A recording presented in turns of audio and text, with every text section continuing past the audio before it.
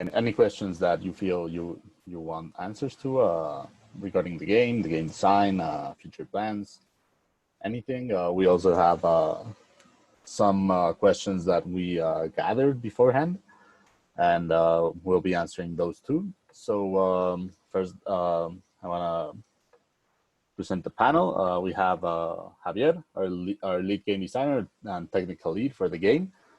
He basically handled getting the design to be cohesive within what could be done with the game.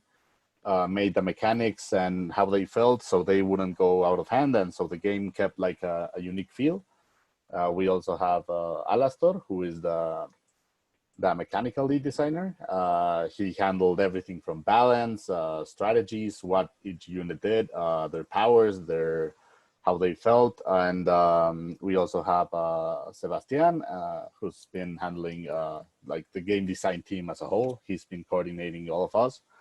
And he handled most of the creation alongside with Javi of the tabletop simulator, of which we'll be showing some images, where we play tested through the pandemic, which is something interesting that we'll talk about.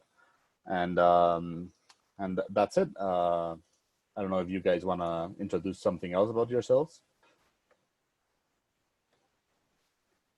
No, I think that just about covers it.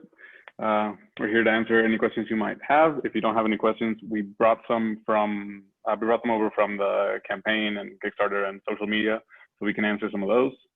I don't know if the rest of the team has anything else they want to add before we start.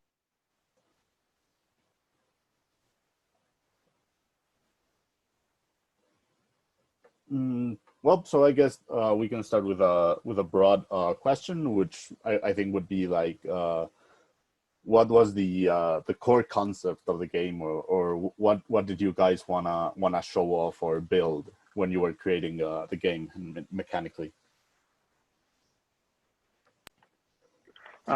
So I can answer part of it. So I think one of the big things about this particular project is that it is built on the world of Dragonbond, which has sort of a rich lore behind it. So it was very important to make a game that wasn't just engaging, but that conveyed the general feel and tone of that universe.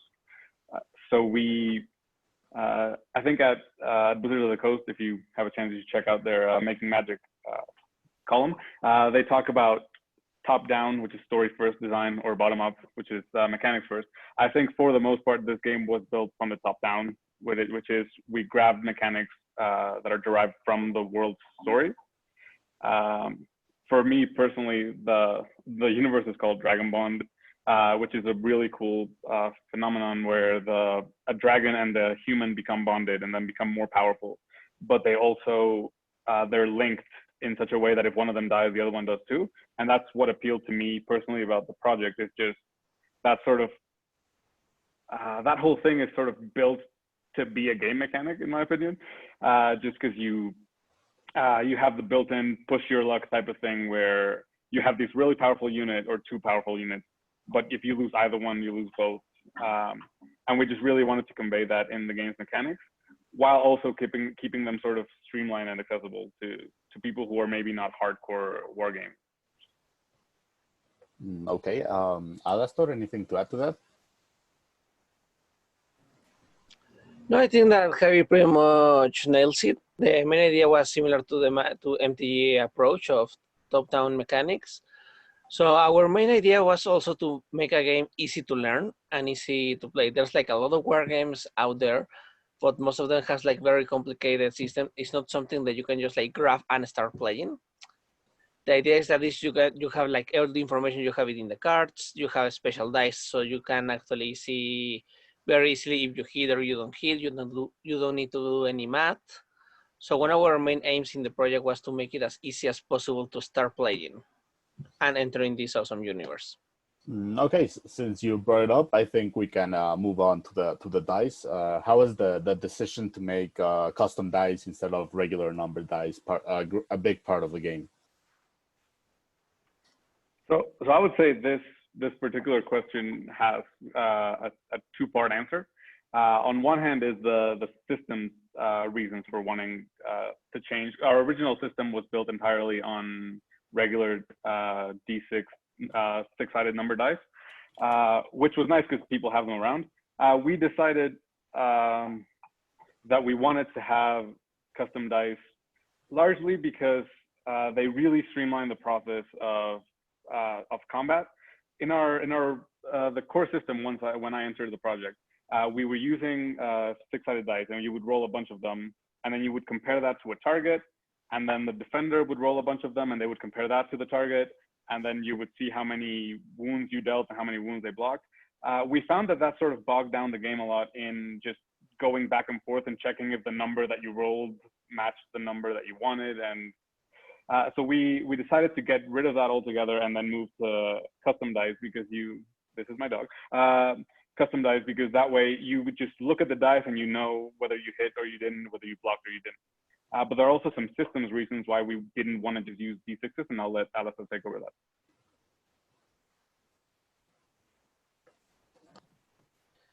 Yes, as Javi has mentioned, the main idea was to make it easier. We actually tried several different systems before ending up with the custom dice version. We try just like the classical method, just like this number up is a success, this number down, changing it by different units. And in the end, the custom dice was like the easiest solution. It has already been implemented in some wargames, such as Star Wars Legion, Aristeia, other games. It also gives it a more board gamey kind of game that makes it accessible. It makes it more accessible to new players. Okay, we have a live question from Tyler, who's a backer of the Kickstarter and has been very active. He's asking that he saw that we were using Tabletop Simulator. I think he can see the images now too. And if there was any thought of making this available and part of the beta process. And I think I can answer this. I think we're definitely thinking about it, making that Tabletop Simulator open so other people can play the game easier. For now, with the beta rules and with the 3D printing, you could potentially build an army, print it, and play it. But the Tabletop Simulator is also easier since two players can play remotely and you don't have the need for another player in your house and you don't need to move or anything. So yes, this is definitely something that we're thinking about doing. Okay, so on to one of the next scripted questions. Well, Javi mentioned this in passing, but we can dive a bit deeper into this. Since the universe is called Dragonbond, how does this take place mechanically in the game? What you doing? Where you going? I can talk about this. Okay, so and it will actually probably be easier if I share my screen.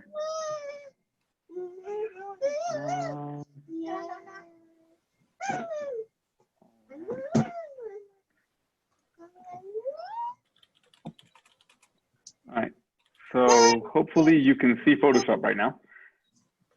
All right, so let's talk about the Dragonbond for a minute. First of all, we should show you what a normal card looks like. In our game, the system is sort of built on having every single unit is customizable. So every single unit is composed of 2 cards. The unit cards will contain the basic stats, and then the captain or archetype card, captains in the case of units and archetypes in the case of dragons in general, which will become one of the models in the unit and actually changes their ability. When you talk about Dragonbond, this is how you generally play the regular cards. When we talk about the Dragonbond specifically, rather than placing the cards for the dragon and for each one side by side, what we do is that we place them on top of each other. And the way this works is, at the start of the game, you'll decide whether your general and dragon are bonded, which will give them access to special abilities and the ability to ride the dragon.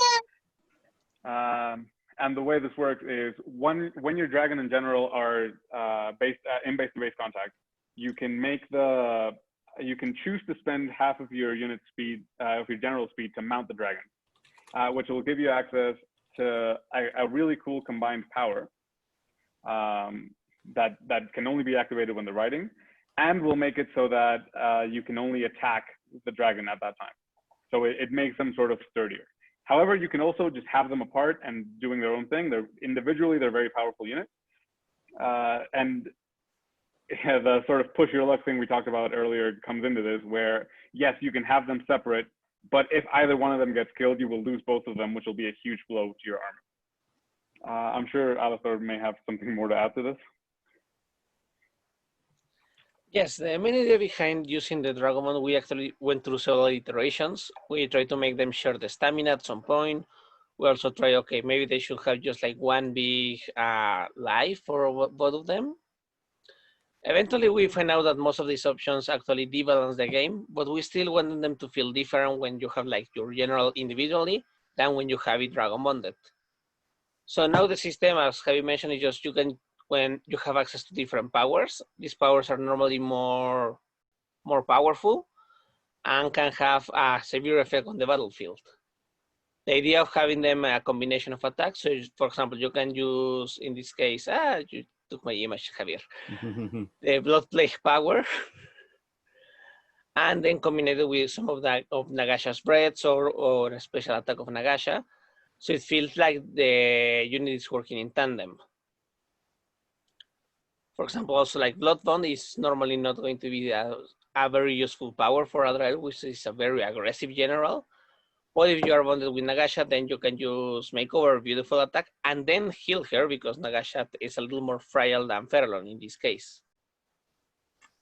Okay, so I think moving on and adding to that, I think we can explore how was the design managed? So dragons in the game, because they're big creatures and they're supposed to be powerful, but how did you manage to make them feel both powerful yet not overly so, not something that can't be killed in the game? Sure, that's a great question. I'm gonna show. I'm actually gonna have to show the dragons again for this. Just a sec. All right, and I'm gonna show just. I'm gonna show just the dragons for this. All right, so basically, sorry. Okay, sorry, I'm not the best at Photoshop, but this was just the easiest way to show it. Okay, so this is what a dragon looks like in the game. They are different to other units in the game in that, in addition to having the regular wounds, which you can see in other units in the game, they also have what are called injuries. The injury system was Alastair's idea, and it's really great because it allows you to have a unit that is very powerful but becomes weaker the more damage they take. So in this case, when Nagasha would take some wounds, you would place wounds on her card normally, and then once they're filled up, you would add an injury. What the injury does is that it forces her to downgrade all of the rolls that she makes during the game. So she has lower defense and lower attack. So it makes it so that you can have this really powerful unit that is also getting weaker over time as they get hit, which is it's a great mechanic because it feels good to the player that is fighting against the dragon, which is a terrifying thing to do in any situation. But it's also cool for the player using the dragon because it gives them that sort of management, risk management portion of, okay, they have two injuries. Do I want to keep pushing my luck with this one, or do I want to maybe pull back? Which is, I think, is one of the greatest ways of doing it because you want dragons to be powerful, but you don't want them to be unkillable. Do you have anything to add, Alistair? Actually, no. I think as you mentioned, the injury system is the solution we managed to find to prevent the dragons from feeling overpowered compared to other units. And actually have like another live question. Is there a point-based system for units or is each game a set, or is each game a set number? And yes, the game you can play it with different point numbers. Each of the units is going to have a point associated with it. You can change the numbers of an individual unit, but the thing that can change how much the unit costs is the captain, or in the case of the dragons and the generals, the archetype you select. So, for example, you use a more generic kind of captain that doesn't have many powerful abilities. it's not going to increase that much the cost of the unit. But if you have, for example, some more unique generals that has like a lot of special abilities, it will increase the cost of the unit. Most of the games are going to be play on a 50 point. Yeah, the game is going to be 25 for a starter set, 50 points for a full game, and 100 for a grand battle. Okay, and that brings us to the next point, which is, well, for now, we have seen 1v1 battles. Is there a plan to have more players be able to join in, both as teams and as a free-for-all? Yes, we haven't done a lot of testing with more than 1v1 battles at this time, just because the pandemic plus just tabletop simulator limitations. But the game has been built from the ground up, considering that you may have more players. I think currently we're thinking maybe up to 4. The nice thing about our particular game is that it is played. It has a turns and rounds system for switching play. So I'll take a turn and you'll take a turn, as opposed to other war games where you'll move all of your units, then I'll move all my units. So I think this one lends itself more than others to being a more dynamic multiplayer experience. Awesome. Yeah, just to add a bit to that, I think that just like Javi said, we do have future plans. At the moment, we haven't had plans to test them, but we thought it was very important to nail down and balance the 1v1 game before moving on to more adding more people to the battlefield, since it's easier to balance down than to balance up, so to speak, like to add certain rules that work on games with more than 2 players. But at the moment, we're very comfortable where we are with game design in the 1v1, and we're sure that we can make the jump. Like Javi said, the game mechanic of I go, you go with 1 unit per person makes it a lot more balanced as comparatively to games that have you play your whole turn and then the other player plays the other turn. Okay, so well, adding up to that, how long average are we aiming for in game time for the different game sizes, and is the game scalable, which Alastor already answered a bit? Well, I actually think you can take that one, early. Yeah, sure. Well, as a design principle, we're trying to have the game be at most for the skirmish size, which is the smallest size, which is what we've been playtesting the most, 45 to 90 minutes, greatly depending on the skill and the knowledge of the players who are playing it. As most of you know, if a game is played by experienced players, it will usually take a lot less. And we also want the larger game to take no more than 150 minutes to 2 hours and a half. How this works and why it doesn't take twice as long or 3 times as long is because as the game progresses, you lose units, which directly affects your turn points, which are how many times you can activate units in a round. So the game rounds become shorter and shorter as the game progresses. So that should make it easier for the game to last not that long, even in larger battles. Okay, any future plans that you want to say for the game, or things that you're excited about in future terms? Personally, the addition of more huge creatures. Right now, we only have the dragons, but in the Dragonbond universe, we have a lot of different kind of titanic creatures. I wouldn't spoil anything because we are still working on them. Where we have giants in some point, we have this kind of weird Lovecraftian demons, so to speak. And I think that will be a huge addition to the game because you can have your army and then you have these different weird creatures roaming the battlefield. And they have almost the same amount of power as a dragon. So those are one of the dishes I'm most excited about integrating. And just building on that, one thing that is cool about the huge creatures is that They are right now. Dragons are huge creatures, but dragons are still special because the universe is called Dragonbond, and only a dragon and the person can become bonded. So the thing that is cool about huge creatures from a design perspective is that we can make them more powerful in certain ways because we don't have to leave room for them to become even more powerful when they are bonded. So we have a lot of space to play around with when we make huge creatures that are not dragons and can just be themselves. Awesome. And now I think we can move on to some personal questions about how you felt about playing the game. What would you say is your favorite and I would say most hated unit in the game?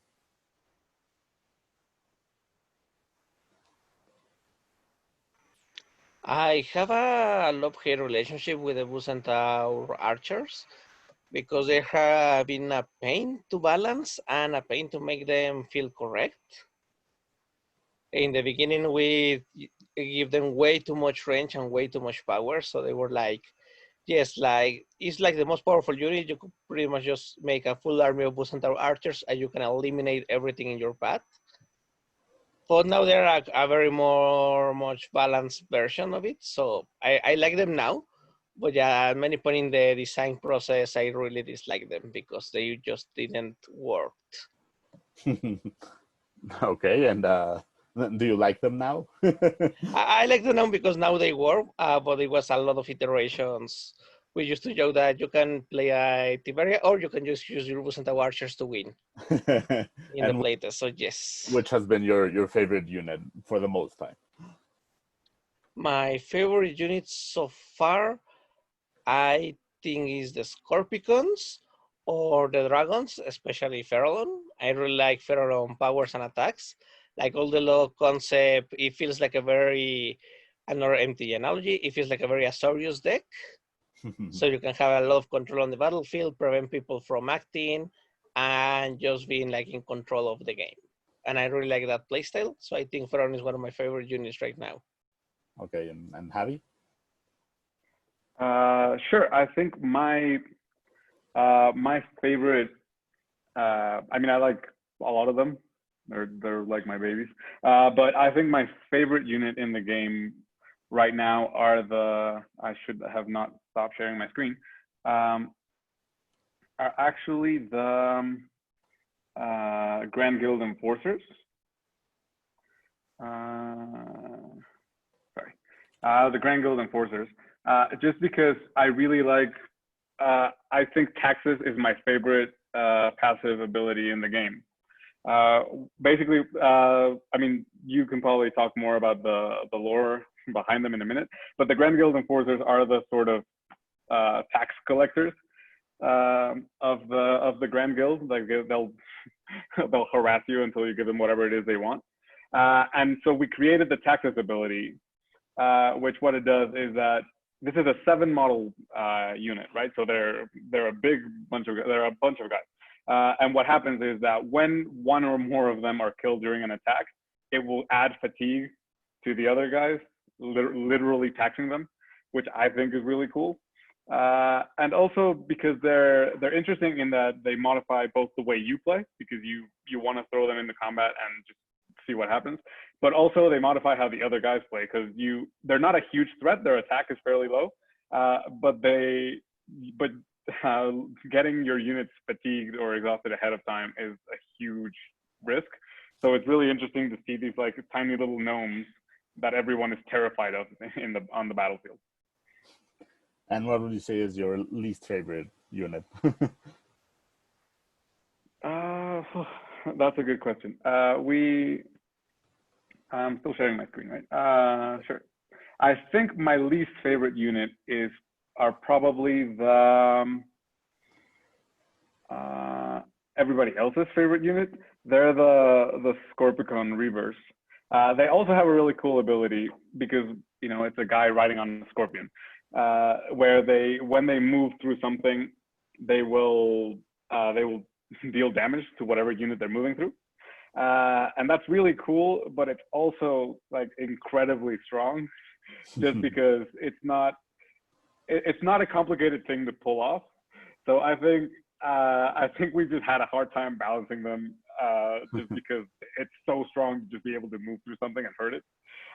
So I think I hate them because they kind of take over the battlefield when they show up, and we're still sort of working on balancing that out. Well, as for me, I would say the unit I hate the most are the Grand Guild Enforcers. And it's not because I don't like them. I actually love the game design they have.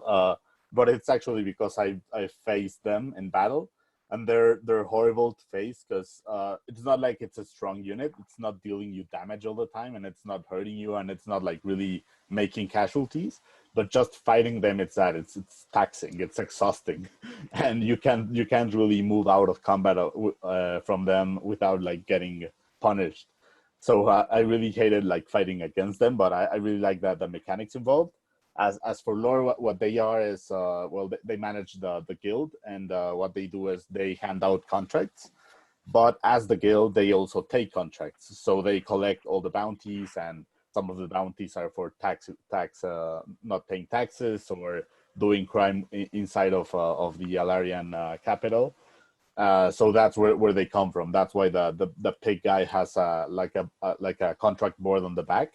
That's where he carries the contracts, and it's pretty cool because they obviously take the best contracts for themselves. So it's kind of a bit of a corrupt system where they have control over who gets what missions, so to speak, or what contracts are due, and they can also cash in on them. So it's kind of a cool idea and concept. And as for my favorite unit, I would say it's the Oath Guard. Well, not the Oath Guard. The Wardens, the Kyrian Wardens. And the reason I really like them is because during the game design process, at the start, they felt extremely underwhelming. And they're such a cool unit. Like the art is amazing, and Steve and Tom's art team made such a great effort doing them. And I thought they were underwhelming on the battlefield. But I feel that where they are now, they're definitely a lot better. They're pretty cool to play with, and they have some cool abilities that really play with the lore that we made for them as well.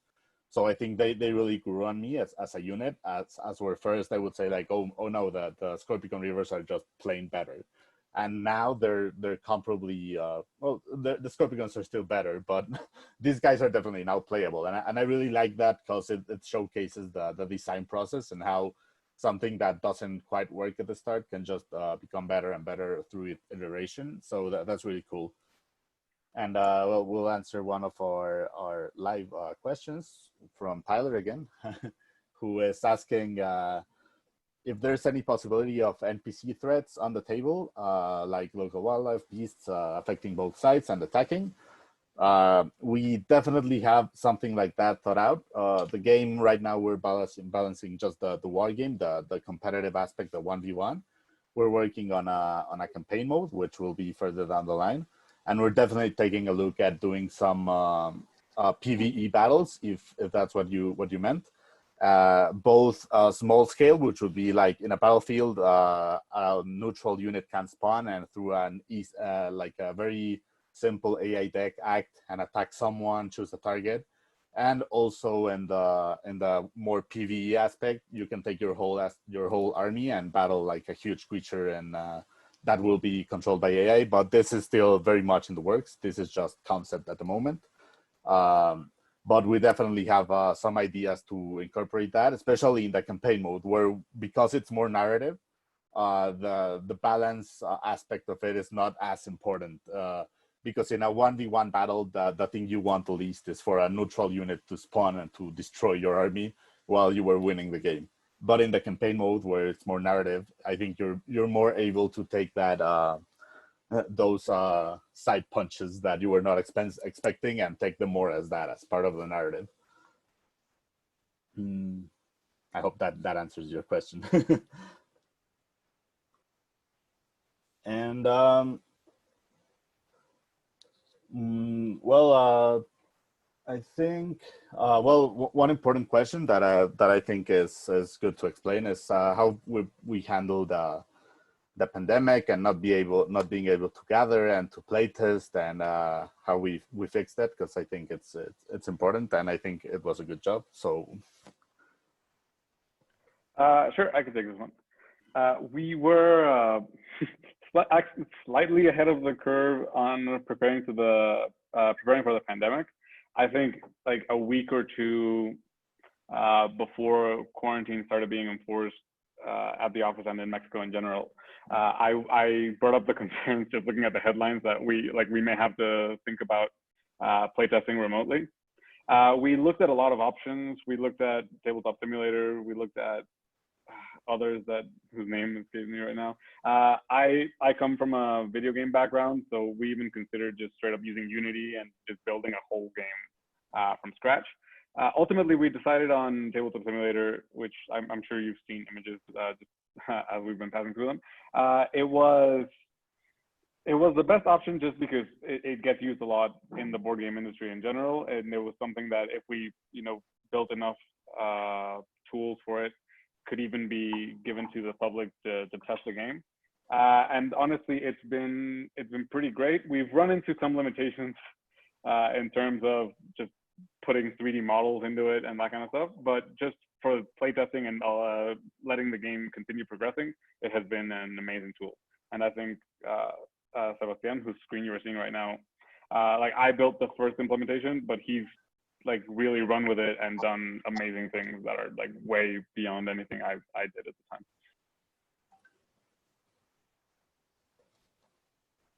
Awesome. I think I would just like to add that it definitely was a bit of an endeavor to get this running. I mean, Javi and Sebas did an amazing job at getting this done, because we definitely couldn't have playtested if it wasn't for this software and all they did. And how it looks today is really polished and really cool. But at the start, we just wanted to playtest, so we did anything we could just to playtest and to get the rules going and to see any errors. We've been playtesting weekly or sometimes twice a week when it's needed. I think all of us in the team really like where the game is at this point. We're very proud, I would say, of what we're presenting as a beta, especially because it's something that we're willing to build up on. It's not a finished product. We think the core mechanics are fantastic, and we think they are here to stay. But there's definitely room for adding stuff, and I would also say this is part of the invitation to obviously tell everyone that if you want to playtest, you're more than welcome, and to send us all your critiques. And we're very open as a team to adding things and knowing that players know what they want, and we should take into account that they are experienced and that their ideas are more than welcome in the rest of the process before we launch the final version, which will be up next year with a mass production product.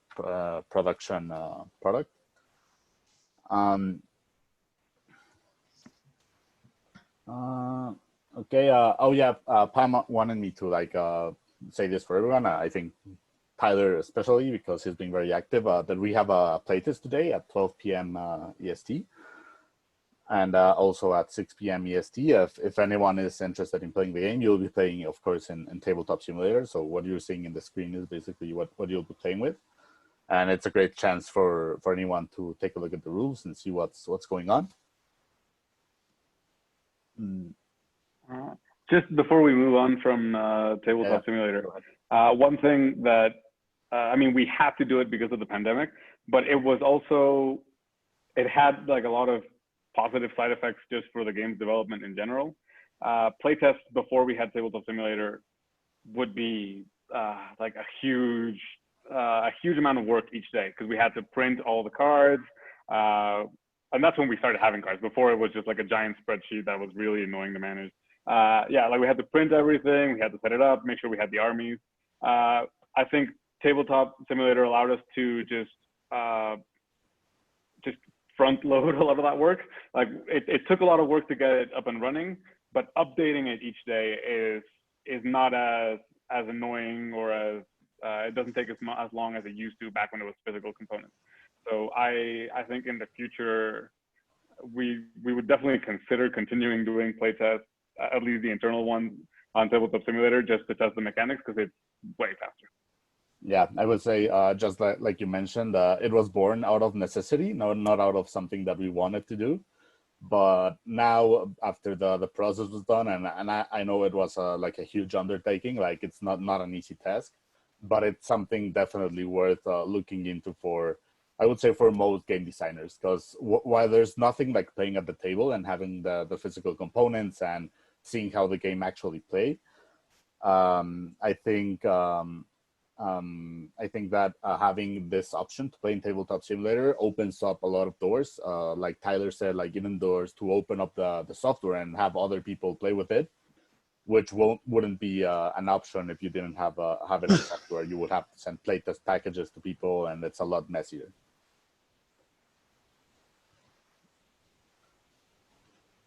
Okay, so I think we're gonna answer also some questions from the Kickstarter that people have asked the questions.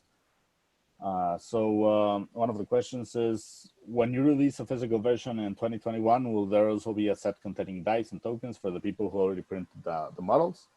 I can answer this one pretty fast. Yes, we're definitely looking into that. We want to support the 3D community all the way, not just when they're printing stuff, but also giving them the ability to upgrade their games. I, because I've been 3D printing for a while, understand perfectly that, well, 3D models are a perfect and acceptable complete replacement for physical models. I mean, you might like one more than the other one, but as for physical components, you definitely, I for at least definitely like dice better if they're, you know, mass manufactured dice than just 3D printed dice. Because they have a different weight, a different heft. They don't roll as well. There's always the the danger of breaking them if they're resin. So there's a lot of caveats for 3D printing components, some of them at least. So I do think that giving this support so that people who 3D printed their whole armies can just buy an upgrade of components is something that we'll definitely look into. We have to get our manufacturers on the side and see what it looks like. But yeah, that's definitely something that we want to explore. Also, when new units, models, or even new factions should be added after the physical release, will there also be available for 3D printing? Totally. We want to, like I said before, we want to offer the 3D printing community like an open door, and we want them to keep playing the game and to not feel like they're behind a paywall, so to speak, where they need to buy a physical model to complete their armies. We will always offer support to our 3D printing backers and also customers who buy it off of Lair, our webpage that is upcoming at a later date. We definitely want you to feel included, and I would say for most of the times, the 3D models will be available before the physical release, and at most at the same time. Like we do want to like pair up some releases so they're available at the same time for everyone, but sometimes they will be available beforehand for people who are 3D printing.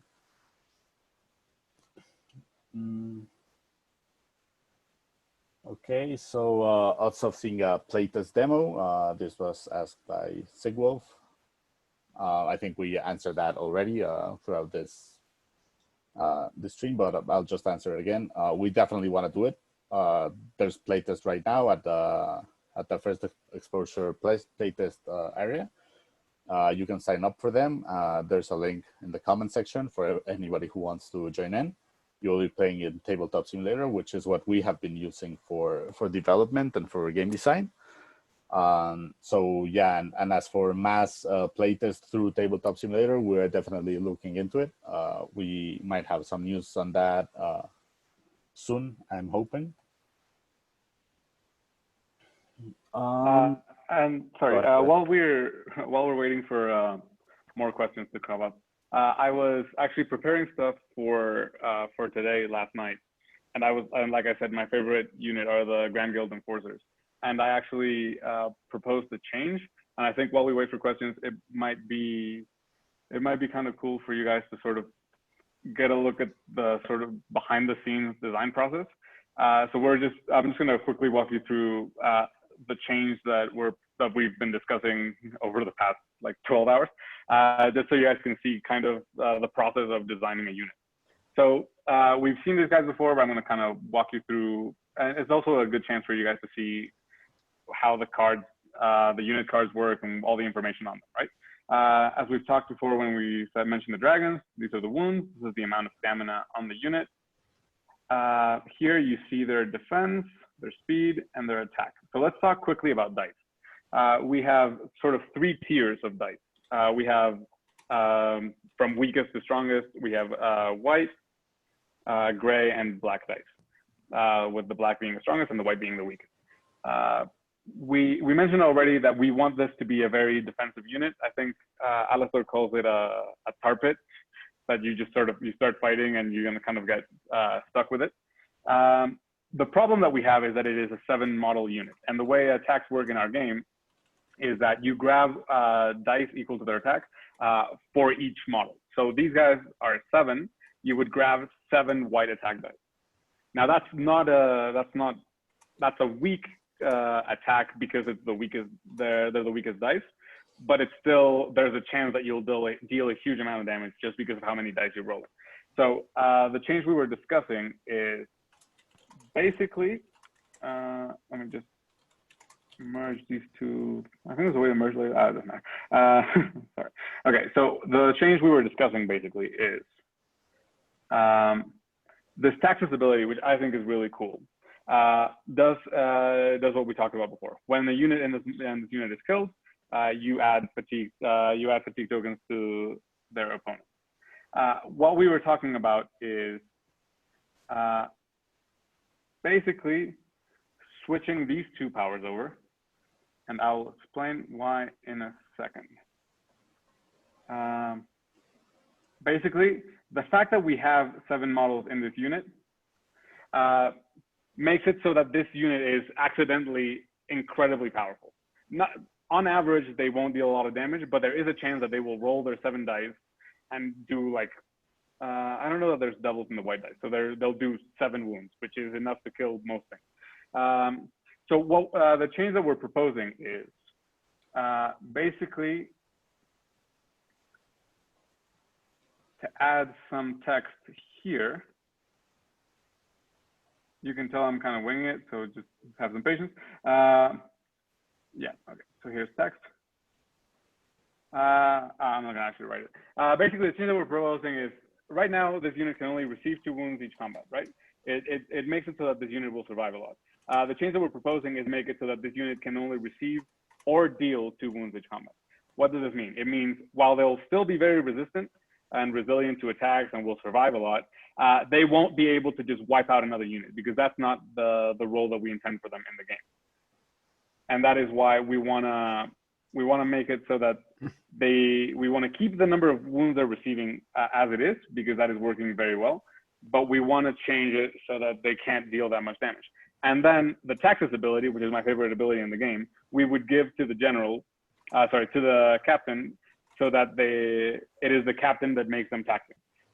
But the basic ability that makes them work mechanically, which is the survivability, we will keep on the core unit card. That may have gotten like somewhat technical, but we just wanted to give you a behind the scenes look at just the process of designing and iterating on the card.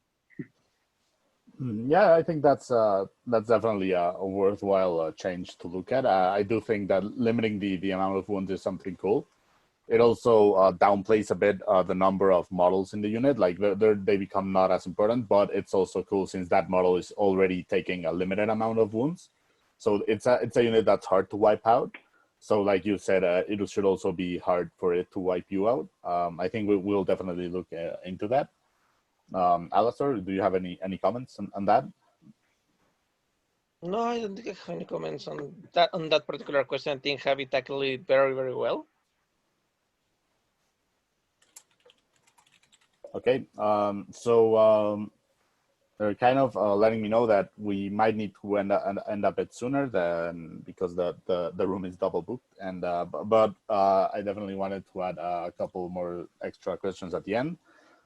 I would say one important question that we can answer in what's time's left is what makes this different to other wargames? So what makes it unique? And I would also add to that question, what is your favorite mechanic that got to be developed during the game? Oh, that's actually, yeah, we seem to have a live question that is exactly that. So that's kind of cool. Well, starting with the favorite feature of the game, for me, it's the captain. So we've sort of talked about them a little bit, how you add a captain to each unit. We haven't talked at all about the sacrifice mechanic, which is my favorite feature of the game, which is that when a captain dies, something happens, right? It can be anything from, we have a captain that's sort of a martyr type person who like sacrifices himself for, herself, I think, for the unit. And her sacrifice ability is that when she is killed in combat, no one else in the unit can be killed. And this actually came up when I was talking to the president of the company, Dan Serbitska. We were talking about captains and how we wanted the game to be very narrative.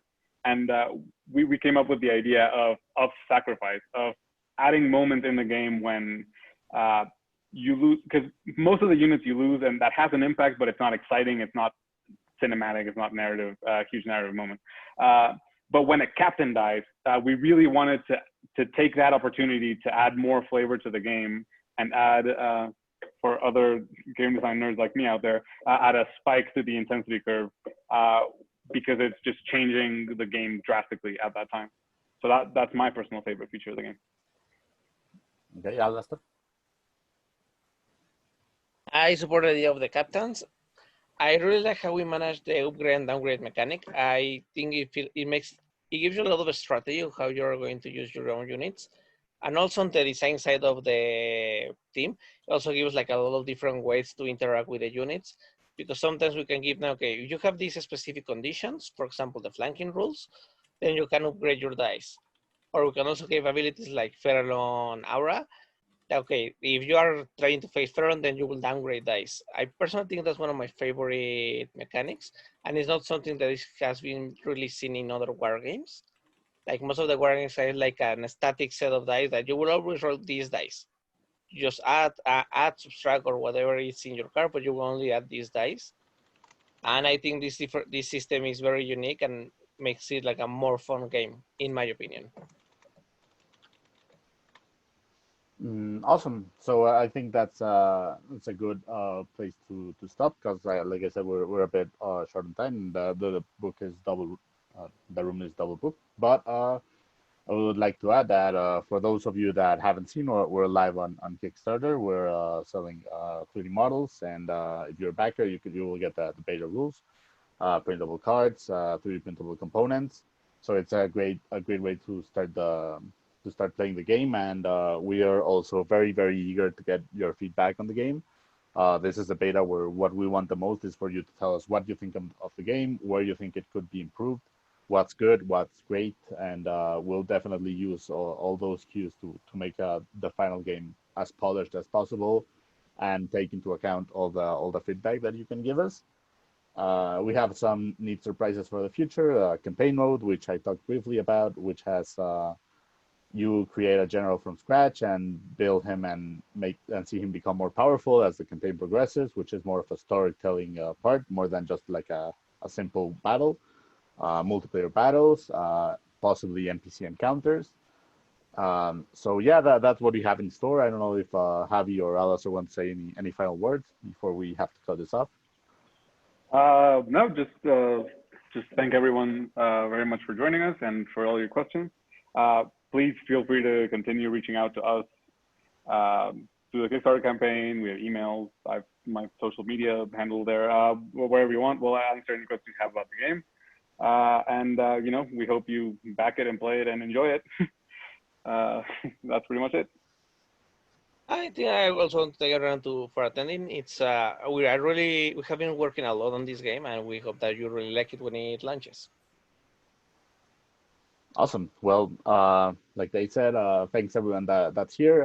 We'll keep that campaign running, of course. If you have any leftover questions that you think of later or anything, make sure to ask them in the campaign as comments, and we'll get to them there. Thanks so much, Javi, Alastor, for being here, and the rest of the team, Sebas for being the image master of the whole thing, and the rest of the team. We hope to see you again, and probably, if time and the world permits, next year at Gen Con physically, so you can actually play the game if you haven't by that point. So yeah, thanks so much, everyone. Thanks, everyone.